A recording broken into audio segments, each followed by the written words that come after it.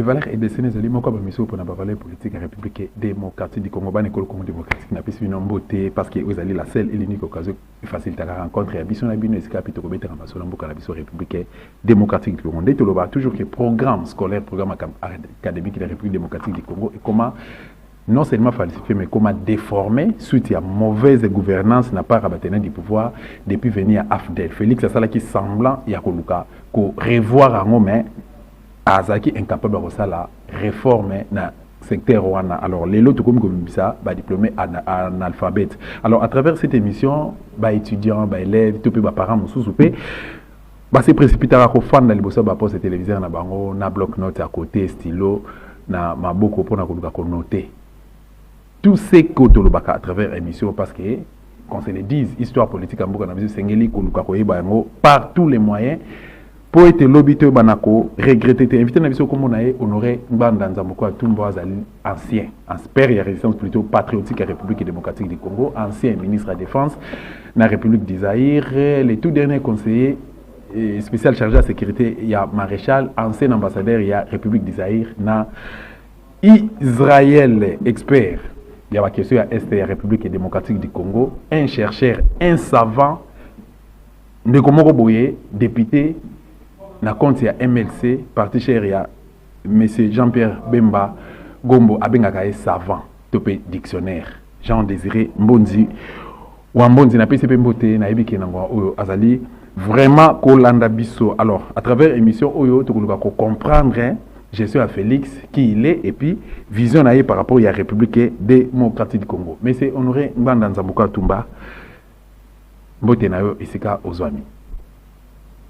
Mbote Mbote mingi dosta Mbote pena bandeko banso ba ekolo Congo bayo bakolanda biso na kati ya mboka Congo pe na kati ya diaspora pona masolo ndenge obengi ngai po tokoka kosolola masolo tokosolola na maimatali mboka na biso. Voilà, merci beaucoup pour l'opportunité parce que bandeko babengi de partout balobi to lukawe par rapport à l'actualité politique aussi préoccupé mboka na biso République démocratique du Congo. Alors Félix a sali déclaration moko esika pautiko lobatu alobi ke tout ministre topé ndeko nyo sozali na fonction oyo a désobéir na ba ordre na ye topé oyo a contrecarrer ba action na ye, alors cette fois-ci a utiliser bic rouge. Alors papa honoré Mbanda Nzamoko Atumba, est-ce que okoki kopesa biso point de vue na yo par rapport à la déclaration ya monsieur Félix Antoine Tshisekedi Tshilombo? On a besoin de kolobate mbela directement ko signer. Mais Nazen a quelques remarques. Moni Félix Tshilombo, je comprends. Ndenge a mené Vinaye Libanda, mais j'ai compris une chose. Azaki Kosala quand même politique, pembe na papa ne mais il n'a rien appris. Il n'a rien appris. Papa ne Azaki un homme d'État. Il a commis président bati wana na ebonga o balobi ke ya président de la République, mais il faut azala un homme d'État. Il n'est pas encore un homme d'État parce que ba remarque oyo ou ba confidence oyo ba ministre ba yaka kosala yango epa ya chef de l'État akoya kosola yango liboso ya public te wana ezali échange ya confidence entre ye na ba ministre ya mibale. Un chef d'État, c'est quoi une remarque à kosala likolo ya ba ministre, to menace à kosala la ba ministre. A kende kosala mona poto devant le public congolais et étranger. Bongo na réunion ya conseil des ministres ya à dirigeant. C'est là qui doit menacer avec le bic rouge. C'est là qui doit faire des menaces pour n'akoye bisabango que à partir il y a lelo moto ya koto sangaite na so qui réellement azalaki na pifo akolobelande bango face à face far ndenge balobaka. Mais aki makuno mono ye na shoka zena kati ya mboka alobate omona ya komi meme akomi baba poni ni po kanambe azo na pembeni shoka meki koloba agongi ebe mokolo yango. Mais soki abimi libanda logoré juillet akomi na diarrhée de la parole. Non, Azali est un homme d'État. Il y a des délibérations, il y a conseil des ministres et l'Imagali Bandate. biloko ba ministre bazolobela ye akoki koya koloba ngo na public te. Et puis ya misato alobi ba ministre bazo koya kolobela ye azo menacer ba ministre oyo ba ye koyebisa ye ke bazo zwa pression. Mais pona nini azo menacer moto ya azo sala pression na ba ministre te. Moto ya sengeli ko menacer je moto ya azo sala ba ou bato bazo sala ba ministre na ye pression. Yo koya ko bima libanda ba ministre ba ye kolobela nga bazo ko sala bango pression base ko sala bango ba ministre ngo batangeli ye bato ba sala ba sala ye pression te.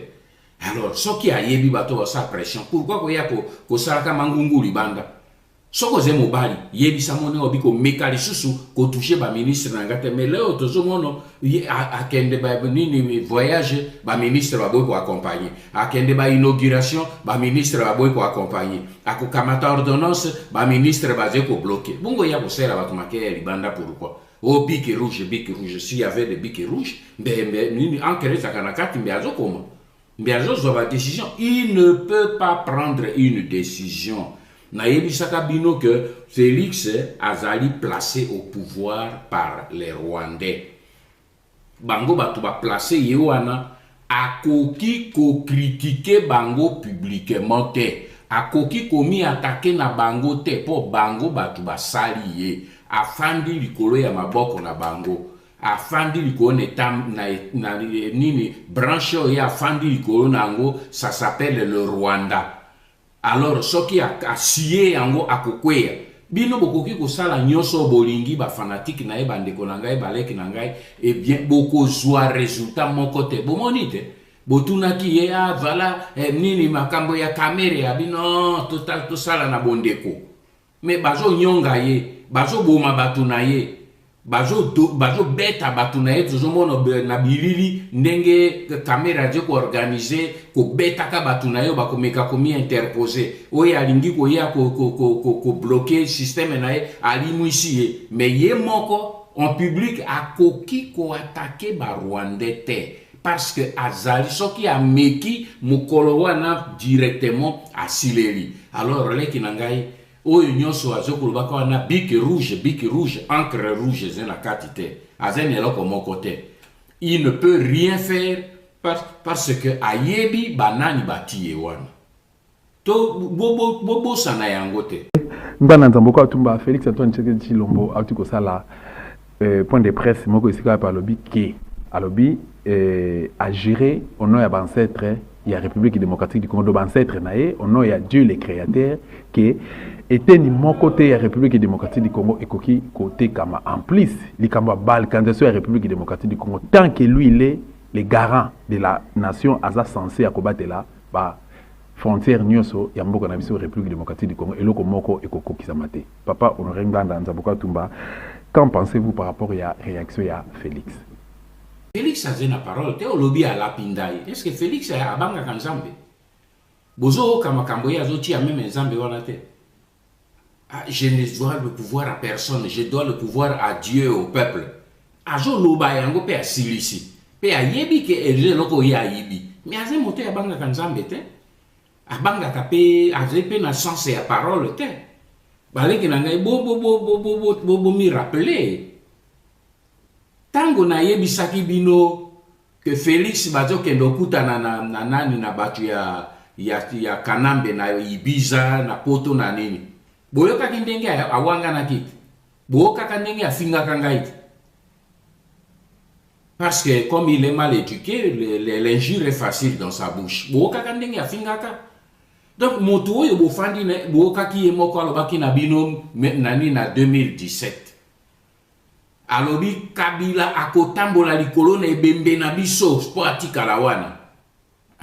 Bon moi est-ce que ye wana je vivant Kabila je vivant aleki likolo na ebembe na e.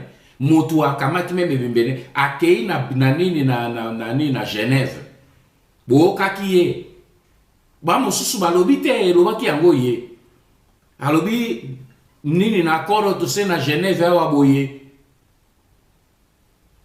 moto na biso ezali Fayulu oyo akotenge manango kombo na eliwa abjo mi bete la zonga ndenge balobaka na lingala. Donc c'est quelqu'un qui n'a pas peur. Pour les mots, les promesses, boyebi yango ezenati na mokote. Ake pena ba américain kuna lobita na kozonga je vais déboulonner Kabila. Mais tant wazonga ki boka ndenge a changé. Alors je vais combattre la corruption. Bambongo ezo le kawana 15 millions. 200 millions. Et je ko sale ma divotion na bino bozoka Alors non, je ne vais pas fouiner. Donc motunini obino bogope ça y est parole. Akoki ko sala eloko moko te po azena pouvoir te. Et puis yami bale boyeba une chose, Félix n'est pas un homme libre. Oyo nyonso Félix azolobela bino pe oboyokaki ye alobi na salle pe na bino na Londres ezali oyo Kagame na Kanambe batieli ye na monoko. Okoloba sikaboye, oko décider sikaboye, oko déclarer boye, azali ko sala yango nyonso fidèlement parce que singa oye simbiye ezena maboko mabango. Donc il faut bino bo kanisate que toze ko traiter na moto ya ze libre. Ya misato. Pona lingi ko za molai lelote. Ya misato. Boyeba que Félix, c'est un homme, un enfant paresseux et ignorant. Assez paresseux. Pour lelo, je comprends qu'il y a des qui s'y tendent à poto à tangite. Peu importe, c'est injure. Mais au lelo et boyata au tangite. Mais ba internet ezali okoki komi instruire. Ba document nyonso, ba archive nyonso ezena kati internet. A commis un homme politique mais qui prenne le temps d'étudier les dossiers. Motuloko la ye soki ya ye alobeli bino que dossier ya balkanisation ezalite mais bato nyonso ba africain nyonso ba si ba zui étude ya professeur Ali Mazrui o na alobela kibino. Mais aujourd'hui beaucoup d'Africains ont cette étude. O ya balkanisation ya Congo. Ye Félix même une déclaration monene ko na sala ki pona koyebisa que na département d'état le Kivu fait déjà partie, il y a Rwanda. Félix Ayoka Angote. Alors, il y a distraction. Un chef d'État. Pour na makambo État limbo kanaye. Déclaration minene basali. Na Rwanda. Il y a un lobby qui a tangité mes bureaux que nous faisons les cas quand même na Internet. Na Rwanda. Quand moi je parle d'Internet, je ne parle pas des réseaux sociaux, je parle des sites et des archives. Où il faut instruire. Na Rwanda, dans les supermarchés na Rwanda, une société rwandaise où ils ont commercialisé café. Il carte à Rwanda annexé le Kivu entre déjà dedans. Botou na Félix Amona Angote. Akende ke na Rwanda bazo mele kuna bazo lia bazo sekana ba pesa ka epe café ya Rwanda azo mela kuna azo mono carte ayebite ke carte ya Rwanda basili babandi ko salango avec le Kivu annexé. Alors soki bozai na mutu ya mdenge wana même lettre oyo babanya Rwanda bango moko bakoma yango. Bango moko bakoma mikanda wana le 20 juin 1981. Depuis longtemps, ezali partout na lobité qui a kota tanga livre nanga peut-être et kopé ça est les mots de ventre. Mais à kende ko consulter l'archive mususu. Je ne suis pas le seul à avoir produit ce document. Ba banya Rwanda bango moko bakomi noir sur blanc na nini na secrétaire général ya ONU. À l'époque, il y a Mobutu déjà dans le le 20 juin 1981. Mais Mobutu a protesté fortement auprès du secrétaire général. On déclasse ça. Mais Rwanda bango moko balobi que toze kosenge autodétermination ya territoire na biso. Oyo bango bafandi. Félix atanga jamais lettre wana. C'est écrit par Honoré Manda ou c'est écrit par Bato Yalobi que basé pour distraire Bato. Un chef d'État, les archives, où ils allaient pour menacer Mboka naye, aye bien moté, mais ba militaire naye moko. ba officier supérieur na ye moko ba basé na front ba yebisi que il y a réellement danger à balkanisation. Il y a des commandants suprêmes to qui a kamati mesure contre Bangote. Bangope bazo distraire ye. C'est quel type d'homme, mes frères? Ezali, problème ezali wana que Félix a teki na emoli. Il a fermé les yeux. P. Alingi a endormir le peuple congolais pour accomplir mission Oyo Kagame a pessillé. Félix a une mission. Kagame veut s'en servir pour parachever processus Oya kokaki kosala yango na kanambete akze kosala yango na ye na répéter bino pe na je ko répéter yango boze ko mono maintenant ba preuve liboso na bino. Donc tout cela est kotalisa polele que soki yo chef d'état moto lobi ko chef d'état le danger o eze ko menacer mboka na yo ba église ba nyonso ba telemi ba reconnaître yango ba soda na yo ba reconnaître yango. Les archives, même l'ONU, na rapport mapping, basé ko signaler yango yo moko chef d'état obengi yango distraction, c'est que vous devenez un problème, c'est que vous devenez un danger pour le pays. Oui, mais son Banda, Félix Tshisekedi acquise les ennemis de la République en épargnant plutôt les Occidentaux, alors que Ezali Benemi à République ne bazo ko créer terreur na partie est il y a République démocratique du Congo. Qu'en pensez-vous? Preuve que Félix Azali porte-parole ya Kagame. Discours ya Zolobela, discours ya Batusi Rwandais. Exactement ce que Kagame dit. Vous voyez que si tango na yoki discours ya mwana wana devant bino na Londres. Nabisoko kangi miso ou kanisa que c'est Kagame qui parle. Parce que c'est la thèse de Kagame. Qu'on renie balkanisation, qu'on renie occupation, donc qu'on renie implication et Rwanda, tout. Mais c'est la mission. Oyo Félix a joué pour aller à Kolali Sabino, ba Congolais, Pongi, Yangoana.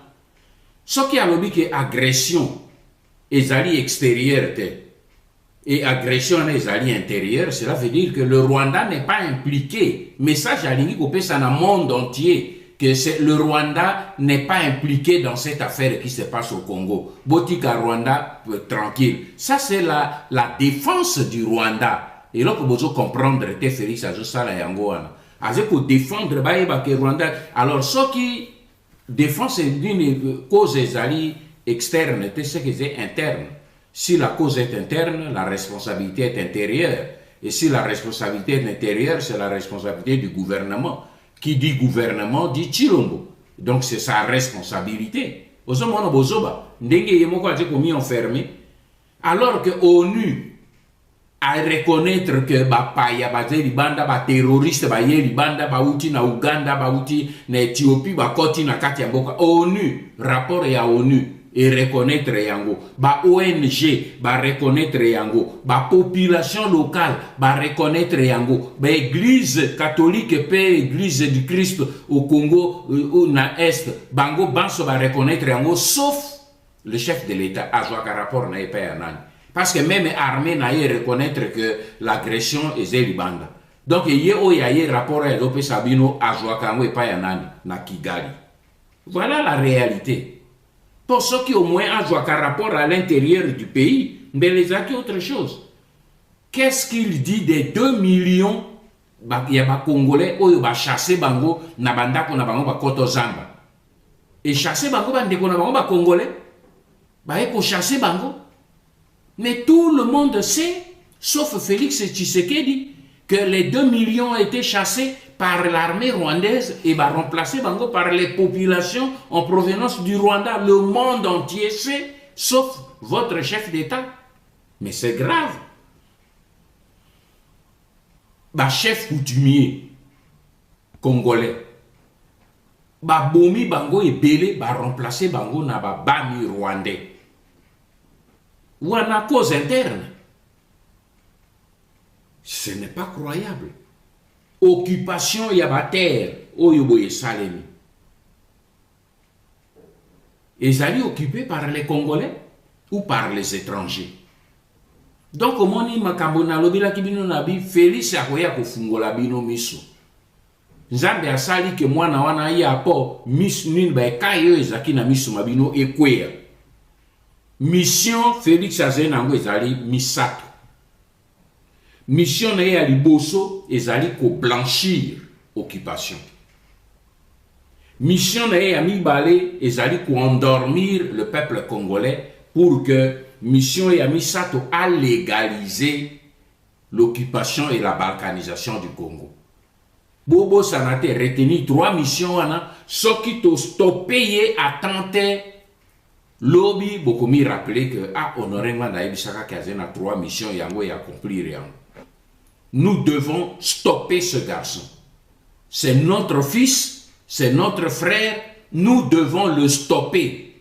Et c'est le colomoni moino ya yibi livré anda ko azo luka kende ko brader yango boko sauter likolo na ebo simbi ebo plaquer au sol. C'est ce que nous devons faire avec Félix. Nous devons le plaquer au sol pour que to retirer na maboko bato azo ba yaka ko aider. Maintenant, j'espère que ce langage là va disparaître. Pour bomoni que moto bino zo luka bo aider azena idée ya ko te ba aider était. Azena idée a aider ba nguna. Alors la seule solution bisoto zenango to simbaye to plaquer au sol. Ozwa kitan ya kokoma livre lokola ainsi sont les glas et sika puis o explica ba Congo démocratique vision ya bana mulenge to but na objectif na bango na République démocratique du Congo et puis ba intention na bango to ba rise na bango oyo bazakanango depuis baya ko Fanda na mabele ya bakoko na biso Kimbangu et les autres. Alors Félix Antoine Tshisekedi Tshilombo a tout ça la déclaration moko na Angleterre et c'est à reconnaître bango lokola ba congolais toloba lokola ba RDCien. Alors réaction na yo ikoki kozala nini par rapport na yango parce que biso to kokipe ko CTRT mais na sima na yo ndeti ko kozwa lumière par rapport à la déclaration ya Félix. Félix Tshilombo na position oye ba Rwandais bati wana ba azali garant ya constitution oya bango. Je me mets dans leur logique. C'est-à-dire qu'il y a protecteur, il y a loi fondamentale. Pour y avoir nini mobeko mama, mobeko likonji oyo boye, mamibeko nyonso ebiminango. Alors ngai lokola ye alobi baba nyamulenge bazali ba congolais. Et là on a ningi ko senga ezali Félix Atuna na François Béa, conseiller spécial na ye. C'est un spécialiste dans le domaine de l'immigration. A kokakote ya ye moi moke avant bima aloba ba bêtise ya modèle ya zekoloba. Je ne sais pas il qu'on ni conseiller spécial na zo sala côté na ye ou bien zo yoka été ou bien zo comprendre était parce que na koki kondimate que François Béa atikaye a proféré ba insanité alors que ye moto a dirigeant qui département wana ayebi dossier juridique ya Banyamulenge. La nationalité congolaise epesamaka jamais collectivement.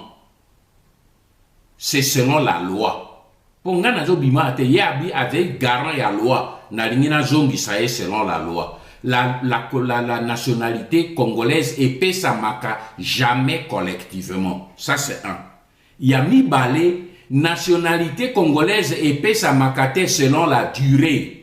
Ce n'est pas parce que au umeli mingi pe na moni danger yango pe na langage ya nini ya cardinal Ambongo que ba umeli mingi pe na biso cardinal ko umela na mboka epesa ka motu droit ya kokoma citoyen ya mboka wana te même au sali un siècle epesa yo droit wana te.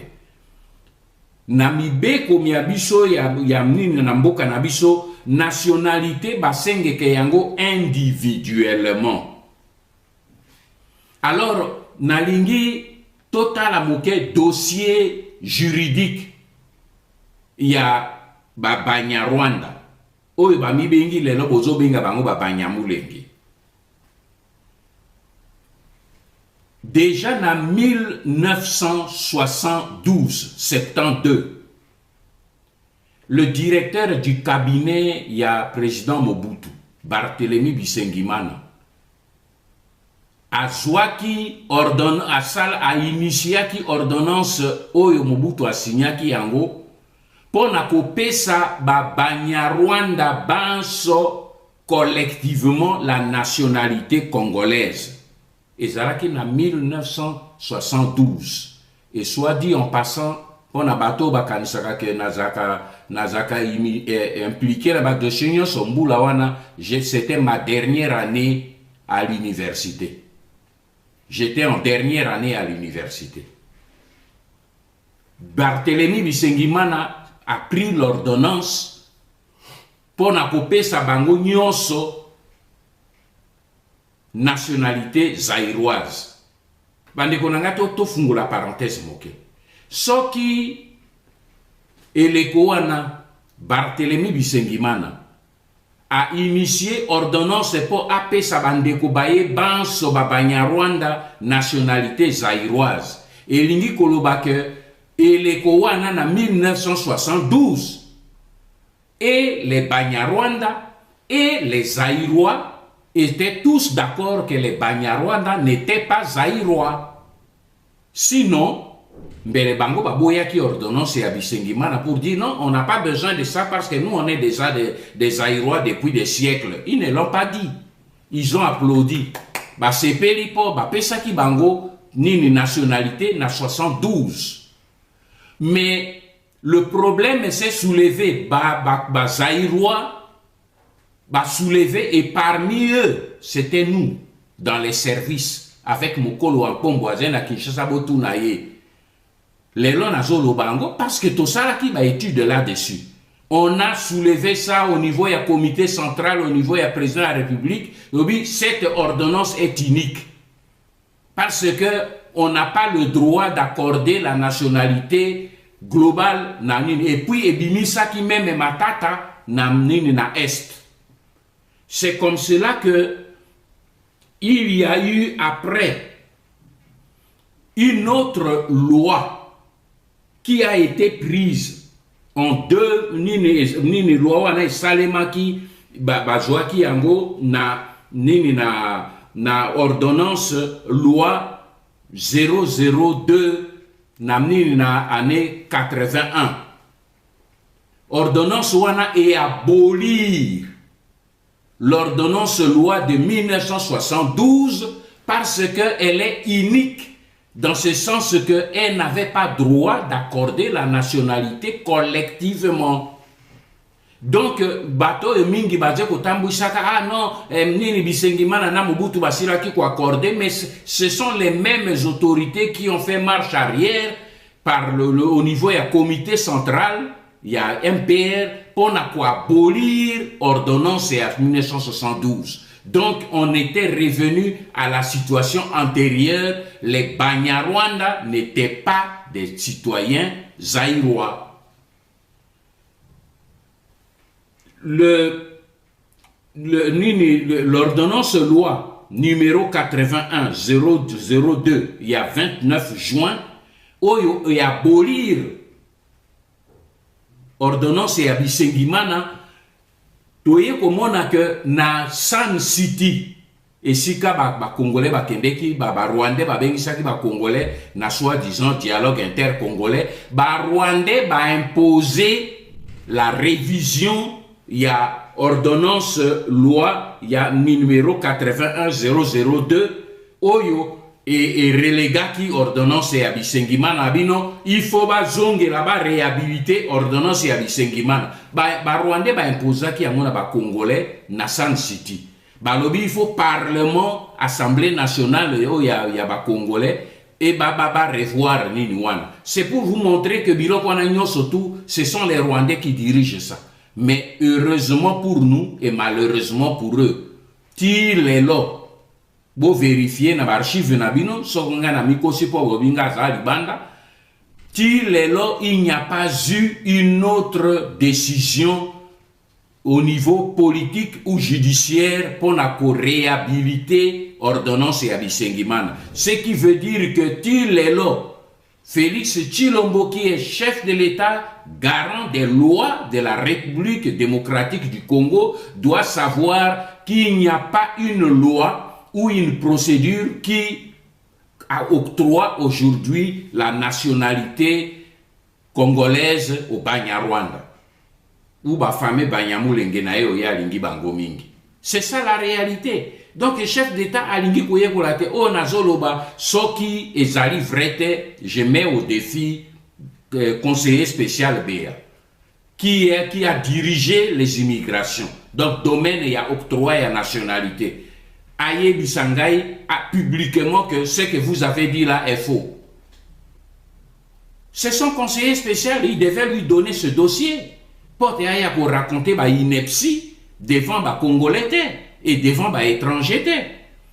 Et il y a un deuxième problème qui se pose sur le plan juridique en ce qui concerne les fameux Banyarwanda. Copé sa bango nationalité, même individuellement, ça va poser un autre problème juridique. Les lois, dans notre constitution, notre loi fondamentale, tozali na double nationalité. On ne peut avoir qu'une seule, la nationalité congolaise est exclusive. C'est-à-dire, soko zen congolais, okoki kozala à côté na nationalité mosusu te. Soko lingi ko retrouver nationalité congolaise, il faut renoncer na nationalité d'origine na yo ou nationalité oyo zanango. Or, il se fait que dans la constitution rwandaise, un Rwandais ne peut jamais perdre la nationalité rwandaise. Alors, tango yoko pesaye nationalité congolaise, lui ne perd pas sa nationalité rwandaise. Donc, il va être détenteur de deux nationalités. Ce sont des problèmes que nous devons résoudre demain. Et ça, les problèmes est résoudre en likolo. Et puis, Félix vient faire une comparaison stupide. Alobi nini Banyarwanda ba umeli mingi pe na biso yango wana ba komi ba congolais ndenge lokola bino bozalia wa boye na poto. Mais est-ce que Félix akoki kotanga ka ya groupe ya ba congolais oyo na poto to libanda na Afrique ou ailleurs ba mi autoproclamé ba citoyen ya pays wana pe ba kamati mandoki ba bandi ko boma ba citoyen ya pays wana lokola to ka ke ba nini ba congolais oyo ba uti na nini na Mbujimai ba fanda kana nini na Belgique basé na Brabant. Maintenant ba lobino a mabele ya Brabant et comme ya biso ba koko na biso ba bundaka bitumba po na ba Belge. Donc mabele pe comme mabele na biso ba bandi ko boma ba Belge ko benga na ba Belge po ba kamata nini côté anini. Est-ce que ba kotike la bango même 24 heures, même 1 heure, même 2 minutes? Comment un chef d'État a koki ko sala ba comparaison moko stupide mais ya modèle wana? Comment a koki ko comparer l'incomparable? Ba Congolais yo ba jui nationalité étrangère. Mais ba sengi yango selon la procédure de chaque pays. Ils ne sont pas allés s'autoproclamer français ou quoi. Peo yo moto e boye ake alobi ngai na komi nini français. Et après, alobi non, mais ngai na komi pe sinini citoyen français, na komi originaire ya France. Et ça les makate, aux alliés français par adoption. Donc le problème na ute koloba yango wana Félix a passé temps na poto, mais malheureusement il n'a rien appris. Asali fort moko pour na koye kolata mokete ezema wa mingi. Mais bato oyo boye ndenge lotwa na uti koloba oyo ezali dossier il y a république et pour toucher sécurité à république, eh bien, Azen n'a pas conseillé, oyo ba yebi domaine oyo. Ce qui azalaki au moins n'a pas conseillé, te ayo kabango, peut-être à comprendre même l'explication, à koki kolobaba bêtise oanate, mais nyon surtout wana izali kotali sadie, nini tozali na moto yo boye, ayebi ata mokete dossier ya mboka ya fandi nango, parce que a passé temps na ye kaka na viva et pas ya azalaki libanga. Alors, merci beaucoup pour la disponibilité. Merci ndenge au bandaki na biso te bandelipe. Ah, to komi na suka ya émission na biso. D'abord te remercier yo te mettre ligne to question ya suka. Soki okoki kopesa biso lumière parce que to landi déclaration ya moi na Etienne Tshisekedi ya Mulumba mais c'est Félix Antoine Tshisekedi Lombo et si ka pa ko ba pesi confiance na ba troupe ya MONUSCO pe na FARDC c'est ba armée régulière et République démocratique du Congo ponako mettre fin na ba guerre aux ezokoleka na partie est ya mboka na biso République démocratique du Congo. Alors ce qui to kozwa point de vue na yo par rapport à la déclaration oyo, est-ce que ba congolais esengeli na ba croire na Félix peut occuper sa biso évidemment mot de la fin na par rapport à entretien na biso ya lelo. Paix wana ze paix ya ba congolais te, ezali paix ya ba objectif oyo ba rwandais bazali kolanda na mboka na biso. Et puis, na outi ko yebisa yo, botika ko se référer na ba serment, na ba parjure, oh ya Félix, Félix, c'est un homme sans foi ni loi. Nathalie Sibino yango que tout ce qu'il a, il a nié des choses en promettant même sa propre mort, pe aleki ko nango, a violé ba parole na ye. Moto ya Kolobelabino, je ne suis pas là par la volonté d'un homme, mais par la volonté de Dieu et du peuple. Quand il vous dit ça dans les yeux sans sourciller, pe ayebi ke azolo balokuta po akomi wana na moibi et que il dépend de Kanambe o yakoki jamais ko régner en public. Moto yandenge wana bozo pesa ye, bozo accorder foi na parole. C'est un homme sans foi ni loi. C'est ça qui est dangereux pour Nabiso. Le vrai problème, c'est que Félix vient de faire tomber le masque. Tout au début, en janvier l'année prochaine, à l'attaque masque, autosé au kanisa que mwana mboka bamusu mingi babia mwana mboka to pesa etan akobongisa papa no rengbanda yaka ko aider et ainsi de suite na kanisi bato nyonso balobaki maintenant ba j'ai réponse na Londres. Félix a fait tomber le masque.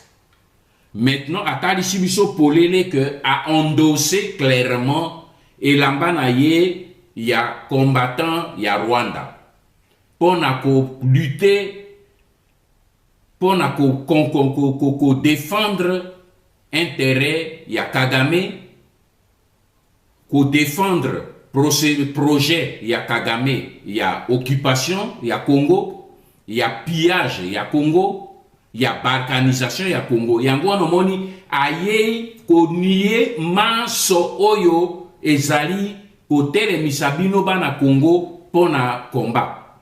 A balkanisation ikeleve eza nangote. A occupation eza nangote.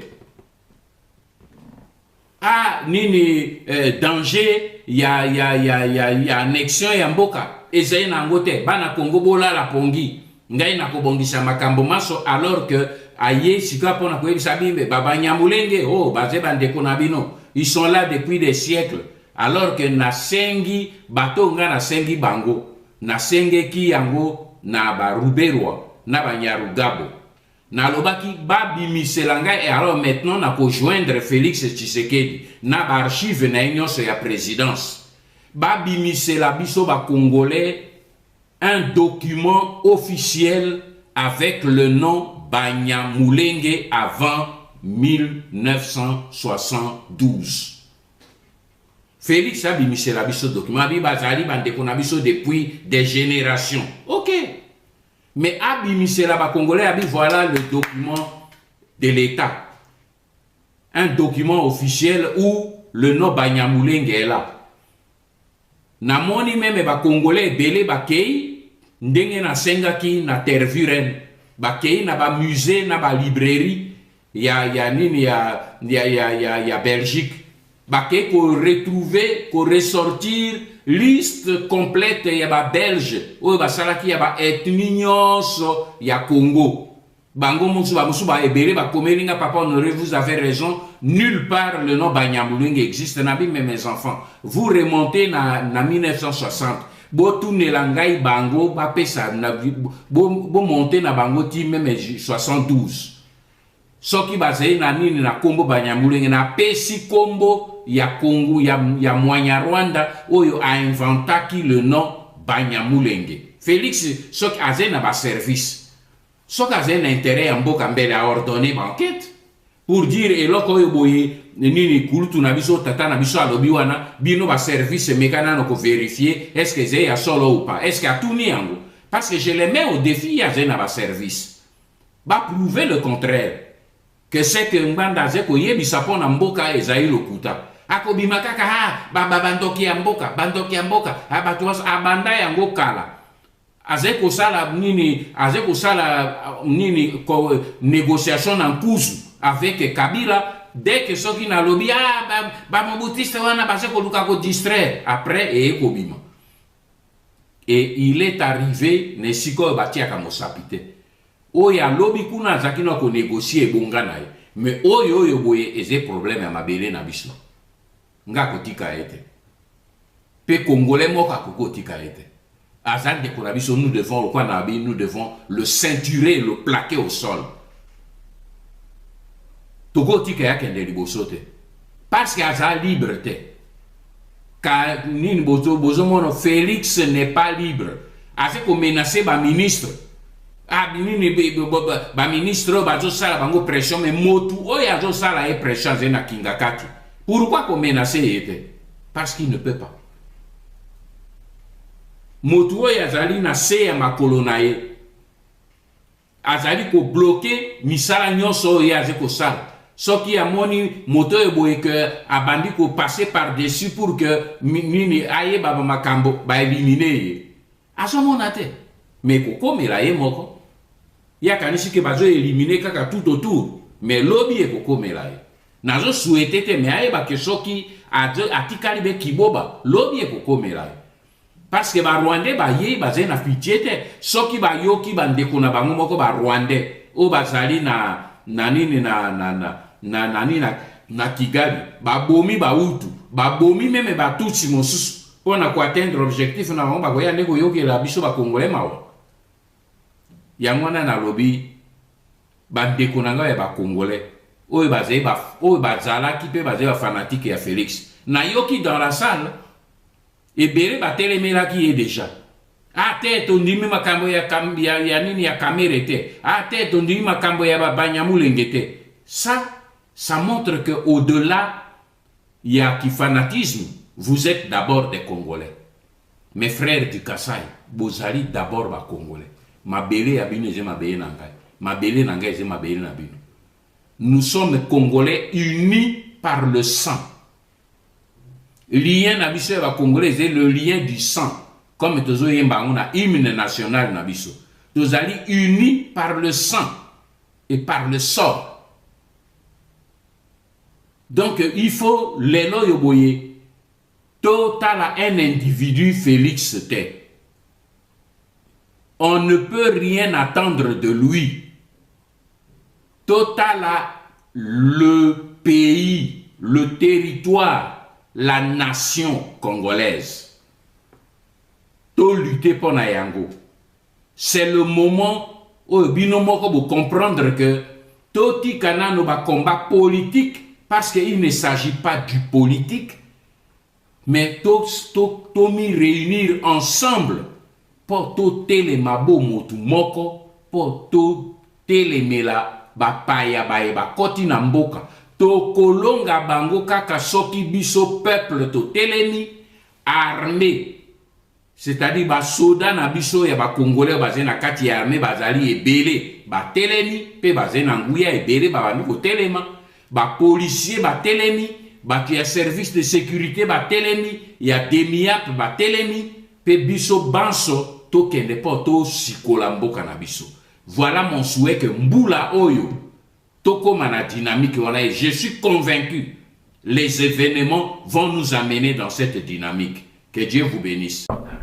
Merci beaucoup na balande émission Valère RDCN, merci beaucoup l'équipe technique Oyo et de Seva Rabiso te accompagner Rabiso partout. Merci l'équipe costaud à Dosta Télévision, on a invité yo Oyo s'abonner à antenne Dosta Télévision, au s'abonner massivement parce que awande to kosala la émission à livre ouvert et sika puis ce que on comprendre réellement ce qui se passe dans la République démocratique du Congo. Awa déjà le té to za na sima politicien té, mais to za plutôt na sima ya République démocratique du Congo. Pe to zo ko senga na ba parents nyonso Oyo baza na intention ya kotinda bana na bango bakota na armée soki ba lingi basa la carrière na kati ya armée bazela mboka za la libérer makamne soko ma stable comme ça baya kotika bana na bango officiellement na kati ya armée mais soki ekozala po baya ko bundela Félix na place ko bundela mboka na biso République démocratique du Congo to ko décourager tout le monde soko s'abonner massivement soko s'abonner déjà ko bossa na ko partager pe ko liker na ba émission na biso te. Merci beaucoup d'inviter na biso de marque papa Honoré Ngbanda Nzamboko atumba te rappeler kaza ancien ministre de la défense, ancien ambassadeur de la République d'Israël na Israël, topé le tout dernier conseil spécial chargé à la sécurité à Maréchal Mobutu CCC Kokukumbendo Wazabanga. Sogolingi au comprendre Honoré Ngbanda Nzamboko atumba malamu Luka au somba livre ainsi sont les glas, la stratégie du chaos et du mensonge, et crime organisé en Afrique centrale, bah livre Ezali la démocratie piégée, les derniers jours du maréchal, bah livre Ezali et Belo comprendre jarni ni homme politique oye à Zalaki. Merci beaucoup na bino noso beaucoup ta la rabiso, merci na bino bon tout na bino okazo mosusu. Merci encore une fois Ingeta.